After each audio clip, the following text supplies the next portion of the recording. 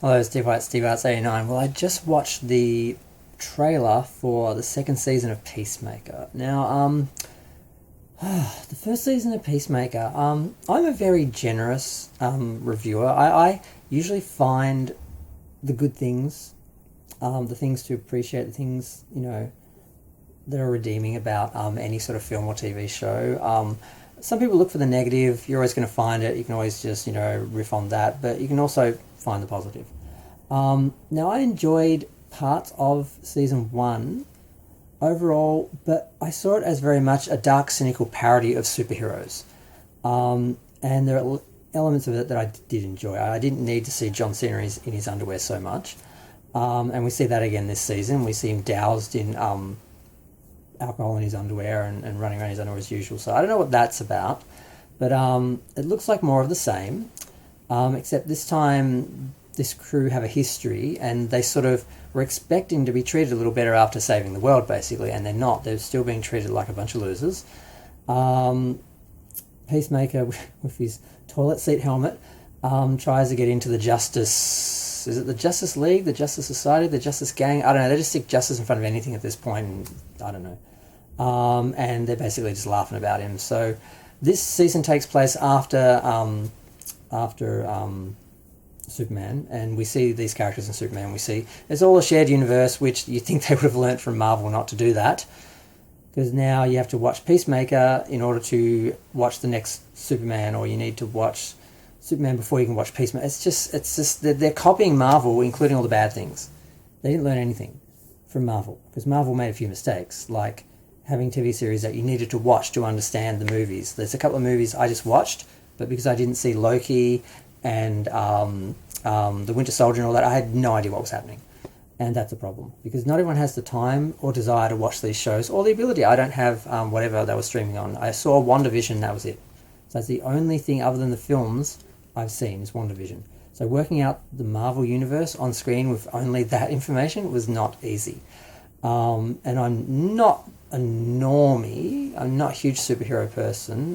More into the cinematic universe than the original comics. But Peacemaker, so I'm supposed to be talking about Peacemaker.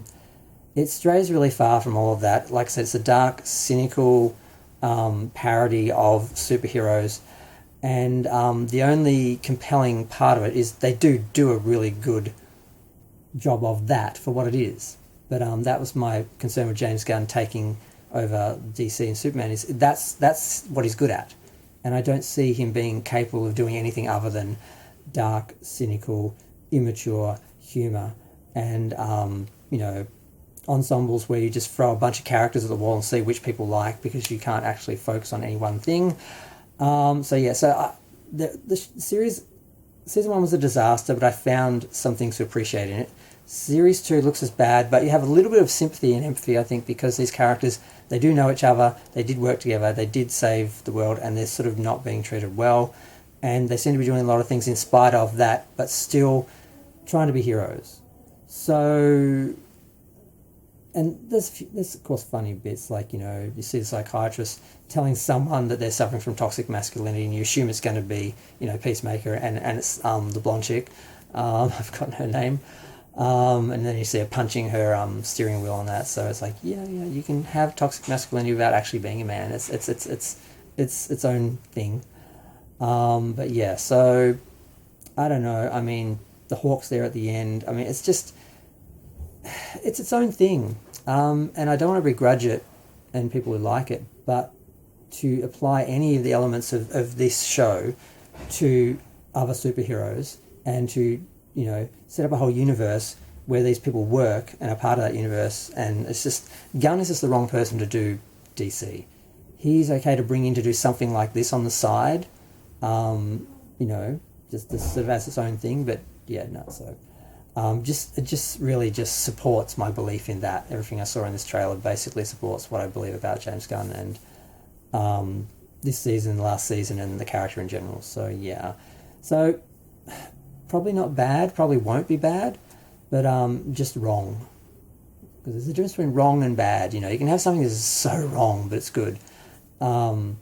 and you have something that's just bad. And this show is not bad, the trailers are not bad, but it's just wrong. In the DC universe, it's just wrong. And applying anything from these shows and this process and this idea of superheroes in this universe to, the legit main DC universe is just a crime. And that's what Gunn's doing. And that's why so many people have a problem with the new Superman film, and it's just gonna drop soon, and it's just all gonna be out there.